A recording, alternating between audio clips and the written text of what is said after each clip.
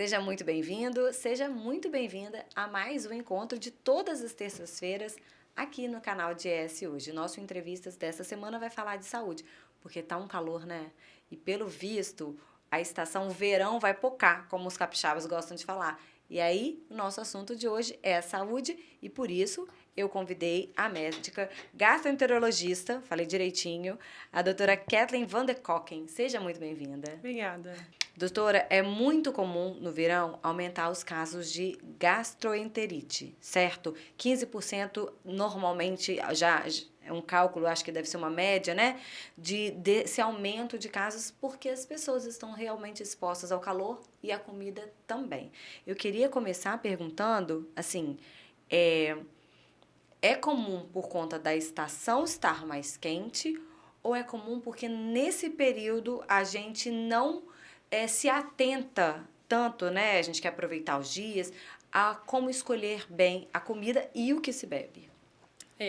Na verdade, assim, é um conjunto de fatores, né? O verão aqui no Brasil tem essa questão da temperatura. Então, é importante a gente frisar que a gastroenterite infecciosa tem algumas causas diferentes, né? Então, pode ser uma bactéria, pode ser uma infecção viral, algumas vezes até uma parasitose. No verão se destaca principalmente a questão da infecção bacteriana mesmo. Justamente por causa do calor, as comidas com um tempo de exposição que normalmente não seria suficiente para causar aquela proliferação bacteriana, acabam tendo essa contaminação. Então, junta a questão tanto da exposição quanto da temperatura. Então, essa questão que você falou da escolha da comida é fundamental, a gente poder saber o que comer, dar preferência para alimentos mais frescos, né, de procedência conhecida, para a gente poder sempre estar se preservando e se resguardando ao máximo, né, dentro do possível aí, essas infecções que vão gerar uma gastroenterite infecciosa, né, a exposição a esses agentes. E aí, no verão, a gente sabe que o principal que acontece é a questão das bactérias mesmo. A infecção viral, que é aquela que geralmente a pessoa chega falando, meu filho está com diarreia, meu irmão estava com diarreia, que é aquela que se tem o contágio Percebe que a família pessoa. de um vai tendo, o outro também vai Isso, tendo. é uma infecção pessoa a pessoa. Geralmente as infecções virais são mais comuns em tempos mais frios, né? Por causa da questão de espaços mais fechados e tudo. Então, o destaque para o calor e para o verão é realmente da questão bacteriana. Aí você falou assim, doutora, comidas mais frescas. Aí quando penso comidas mais frescas, penso uma salada de frutas, penso saladas. E não necessariamente que salada é saudável em todos os lugares. Quais esses cuidados que a gente precisa ter? Por exemplo, quem vai comer na rua, comer em restaurantes, nesse tempo de calor, você chegar naquele ambiente, você perceber que não tá tão fresco ali, sabe quando a gente entra numa loja e fala, nossa, eu vou ficar aqui No só pra curtir o ar ar-condicionado. refrigerado de lá. Se o restaurante não tiver desse jeito, a gente deve desconfiar da salada, por exemplo? Com certeza. Primeiro de tudo, ir num restaurante que tenha, né, uma boa procedência, que você saiba que a vigilância sanitária está ali, né, notificando, percebendo, adequando as regras básicas que a gente tem de higiene no dia a dia, não só no verão, mas durante o ano inteiro. Chegando no restaurante, principalmente esses de exposição, né, de estilo self-service que a gente fala, perceber a aparência do alimento. Então, aquela folha, por exemplo, é uma folha que já está mais murcha, está armazenada próximo de um local ali que tem uma comida quente do lado de uma comida fria. Uma comida, às vezes o self-service, a gente sabe, você chegar 2, 3 horas da tarde self-service, já não é uma comida tão fresca. Então, além de ir no restaurante que tenha uma qualidade de serviço, você tem, né, a inspeção do seu próprio olho, de ter essa capacidade de identificar, é uma comida que está com uma cara de estar fresquinha, os vegetais foram bem higienizados, ou é uma coisa que já está ali há mais tempo, né? O local onde tem o ar-condicionado consegue preservar melhor, né, as comidas de uma forma geral. Então, se você vai no restaurante que está abafado, que é um restaurante que você vê que as medidas de higiene ali não estão tão legais, o ideal é cada comida ter o seu próprio pegador, porque a contaminação de comida, né, cruzada, você pegou uma batata aqui, depois você pegou uma cenoura, depois você pegou o alface, com o mesmo pegador, não é legal, porque você acaba contaminando uma comida com a outra. Então, isso também é uma coisa para se atentar, importante. Meu marido fala que quando eu chego no lugar, primeiro eu olho, falando que quero comer. Mas é uma frescura que eu acho que é meu medo, de um passar Mas é mal, porque importante. depois a gente fica... Perde, né? Se você vai passar mal, você vai perder os outros dias Lógico, todos e tal. é isso aí. Então, ainda na salada, se eu sou uma marmiteira de mão cheia, aquela pessoa que sai levando todas as refeições, inclusive na praia. Posso levar a minha salada? Devo levar salada ou devo escolher outro tipo de comida? Porque a gente tem 880, né? A gente tem os queijos, os Fritura. embutidos, as frituras, os amendoizinhos, né? Que são... Ou a saladinha. As pessoas que fazem isso. Essas escolhas, elas são boas? Ou está quente demais, abortem todas elas? Não, no verão, se você for levar uma salada que é sua, que você higienizou, né, você escolheu, você sabe que é fresco, você tem uma forma de armazenamento adequada, talvez essa seja a coisa mais importante aí dessa questão do transporte. Você levar numa vasilha que seja adequada para o transporte, você deixar ela num lugar onde, por exemplo, eu saio de manhã e levo uma marmita para eu comer, sei lá, de jantar ou ao final do dia, ou mesmo na hora do almoço, eu não vou deixar minha marmita dentro do carro no calor, que ela vai estragar. Então, uma vasilha adequada, um local de armazenamento adequado para você depois deixar essa vasilha também. Você pode levar a salada, né? No verão, a gente acaba dando preferência mesmo para alimentos mais frescos, melhores, de melhor qualidade, nutricional, né? Por causa da própria digestibilidade, de ser mais fácil e tudo, mas você precisa armazenar de uma forma adequada. E aí, vamos falar então, aproveitando que a gente está falando das saladas, existem muitas maneiras de manter o alimento limpo, de cuidar do alimento, né, para que ele seja consumido em seguida. Quais são as dicas? Que eu acho que, assim, o óbvio, quantas vezes puder ser repetido, a gente passou por uma pandemia, as pessoas aprenderam muito a jogar fora as embalagens, a lavar as mãos ou limpar os próprios produtos antes de guardar no armário. Algumas dicas, algumas coisas as pessoas mantiveram, outras foram deixadas para lá. Qual é, assim, a sua dica de cuidar dos alimentos para serem guardados antes até de consumir, sabe? Quando a gente chega das compras. Sim, sim. Queria que você falasse um pouquinho sobre aquela receitinha de limpeza. Eu vou falar assim até da minha própria prática, tá? Que às Ótimo. vezes na correria, assim, a gente chega do supermercado com aquele tanto de compra e, vamos ser sinceros, dá um pouco de preguiça, né? De você limpar tudo aquilo que você já acabou de chegar do supermercado cansada. Às vezes, para quem tem filho, aquela correria e tudo. Às vezes a pessoa não vai nem não sai de casa para ir no supermercado. Trabalhou e já vai. Isso, direto, então, isso aí, emendando, que é a correria do dia a dia de hoje em dia que a gente tem. Então, o que eu recomendo? Na verdade, se a gente for olhar a critério, o armazenamento de supermercado não tem todo aquele rigor de higiene, né? Os produtos, em geral, eles tendem a ter uma embalagem para preservar o que tem ali dentro de alimento. Então, por exemplo, vamos pensar numa caixa de leite. A caixa de leite é preparada para preservar o leite, né? O que está ali dentro, o líquido, que é o que a gente vai consumir. Mas a caixa em si acaba entrando em contato com poeira, com inseto, com, enfim, seja lá o que for que tiver ali à disposição no supermercado. Então, quando você chega em casa, tenta dar um jeito de armazenar dentro da sua casa, né? Guardar as compras ali para não ficar aquele negócio no meio da sala. Mas à medida com que você for começando a consumir, então, por exemplo, eu vou abrir hoje essa caixa de leite. Lava a caixa de leite. Na hora que você for fazer o consumo, né? E a partir daquele momento que você lavou, abriu e guardou na geladeira, aquele produto está higienizado. Isso para coisas que tenham embalagens, né? Assim, papelão, plástico, etc. Para os produtos orgânicos, é um pouquinho diferente, né? Porque você não vai pegar uma folha de alface e lavar. Não dá. Então, em geral, o que a gente recomenda é fazer a lavagem, né? Com água corrente, isso é importantíssimo. Então, essas que são folhagens, destacar uma por uma é um pouquinho trabalhoso, mas precisa ser feito porque os alimentos, os vegetais, as coisas orgânicas entram em contato com terra, com bichos, com Com própria os depósitos, com essa Isso, poeira isso aí. A toda. forma de armazenamento a gente também não tem tanto controle e tudo. Então, em casa, o que você tem o controle para você fazer, a água filtrada, a água corrente, né? Não precisa ser filtrada, mas corrente. E, em seguida, o ideal, assim, mundo perfeito, seria você deixar de molho numa água clorada. Então, existem algumas receitinhas, né? Algumas proporções, por exemplo, você pegar uma bacia com a cada 1 litro de água, mais ou menos, você colocar uma colherzinha de água clorada. Tem alguns lugares que vendem já o produto ideal, né? De higienização de vegetais, que já tem também as diluições ali próprias descritas na embalagem. Então, você deixar ele de molho algum tempo, porque além de você tirar sujidades visíveis com a água corrente, o produto específico, ele acaba tirando aquelas coisinhas que às vezes a olho nu a gente não consegue identificar. Entendi. E depois a gente tem que lavar de novo? O ideal é tirar. Tem alguns desses produtos que não recomendam nem a retirada, tá?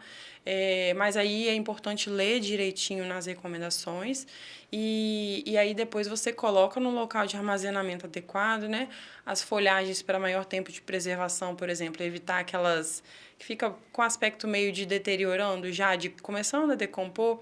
Por exemplo, você guardar numa vasilha grande, entremeadas as folhas por uma folha de papel toalha, que ajuda a preservar, diminuir a umidade e aumenta o tempo de durabilidade ali do vegetal. E uma coisa que eu particularmente gosto, não sei nem se... Eu dando minha dica de dona de casa, que não sou a melhor de todas, né? Mas nem comprar em grande quantidade. Para justamente, né, não ficar sobrando, né? Se você não consome, como eu não como sempre em casa... Ele não ficar sobrando e aí a gente fica deixando, aí acaba estragando. E além de de a gente desperdiçar alimento, né? Isso aí, com certeza. A gastroenterite, ela é uma doença, ela é caracterizada pelo quê? Então, como eu falei, a gastroenterite infecciosa é aquela onde a gente tem algum tipo de contaminação por bactéria, vírus ou parasitose, né, verminoses.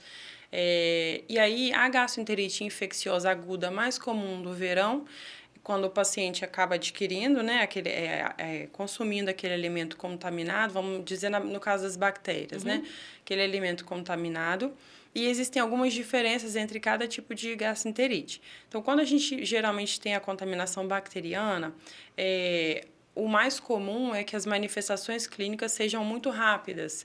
Então, é comum o paciente já chegar para a gente em consulta e falar assim, estou com sintomas XY e eu consumi um negócio que eu acho que foi ele. Mas o XY é o quê? Diarreia? Isso, os mais comuns, náusea, vômito, diarreia, dor abdominal, em alguns casos febre, falta de apetite nas crianças, irritabilidade e nos idosos, né, que são os 2 grupos etários de maior risco, um pouco de confusão mental, queda do estado geral, o idoso tende a ficar um pouquinho mais quieto, então você percebe que tem alguma coisa diferente acontecendo, nem sempre eles conseguem falar, né? E nem sempre ele vai sentir dor, no sentido de dor, aquela dor abdominal? Nem sempre. Tem alguns pacientes que manifestam. O mais comum é ter esse mais florido, né? Que o próprio paciente já chega te falando, eu acho que eu tô com uma gastroenterite, tô com diarreia, comi alguma coisa estragada.